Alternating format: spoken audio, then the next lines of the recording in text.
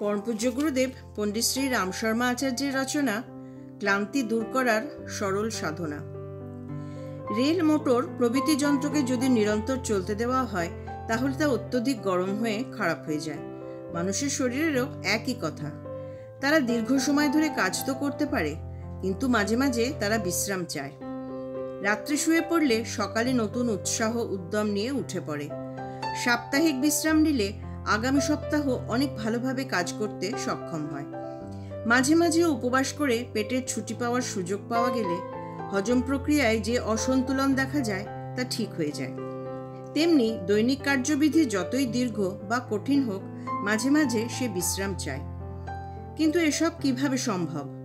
অফিসে খাট পালঙ্ক থাকে না, কারখানায় মধ্যকালীন 1 ঘন্টার অবসর তো পাওয়া যায়, কিন্তু সেখানে এমন কোনো খালি জায়গা থাকে না যেখানে শ্রমিকরা পা ছাড়িয়ে অনেকক্ষণ শুতে পারে। এমন অনেক কম মানুষ থাকে যারা মধ্যাহ্নকালে সামান্য শুয়ে নেবার মতো নিশ্চিন্ত সুযোগ সুবিধা পায়। সাধারণ মানুষ তার থেকে বঞ্চিত। এমন অবস্থায় দুপুরের পর তাদের কাজ করার ক্ষমতা কমে যায় এবং যতটা কাজ দুপুরের মধ্যে করে নেয় তার তুলনায় দুপুরের পর তার পরিমাণ কমে যায়। বিশ্রামের এই প্রয়োজনীয়তাকে বর্তমান পরিস্থিতিতে কিভাবে সামঞ্জস্য রেখে করা যায়? এর উত্তর শিথিলীকরণ মুদ্রা রূপে পাওয়া যায়। এই ক্রিয়া সরল।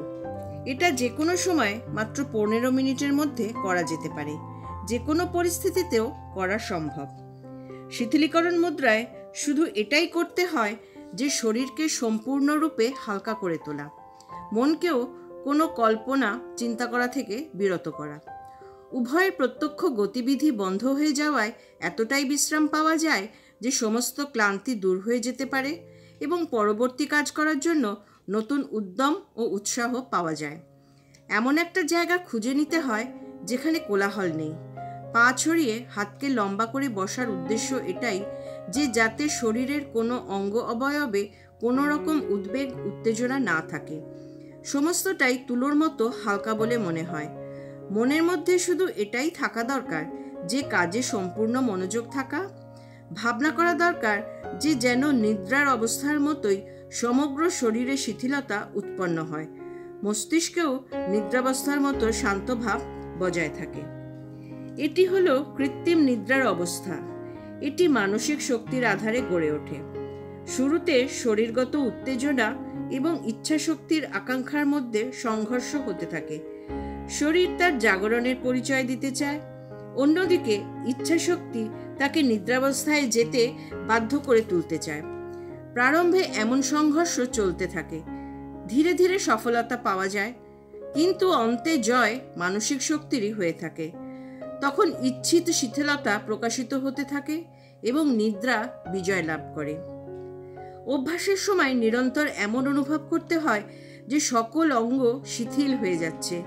তারা ইচ্ছাশক্তির আদেশ পালন করছে, কঠোরতাকে ত্যাগ করে নির্জীব হয়ে যাচ্ছে, বেদনাজনিত উত্তেজনা থেকে মুক্ত হয়ে যাচ্ছে। এই প্রয়োগ চোখ বন্ধ করে যে কোনো সময় করা যেতে পারে। কোলাহল রহিত যে কোনো স্থানে প্রয়োজন ও সুবিধা অনুসারে এমন অবস্থা গড়ে তোলা সম্ভব হয়ে ওঠে। অখণ্ড জ্যোতি, 1 এপ্রিল 2023, পৃষ্ঠা 45। রচনাটি ভালো লেগে থাকলে লাইক, শেয়ার এবং সাবস্ক্রাইব করার অনুরোধ রইল।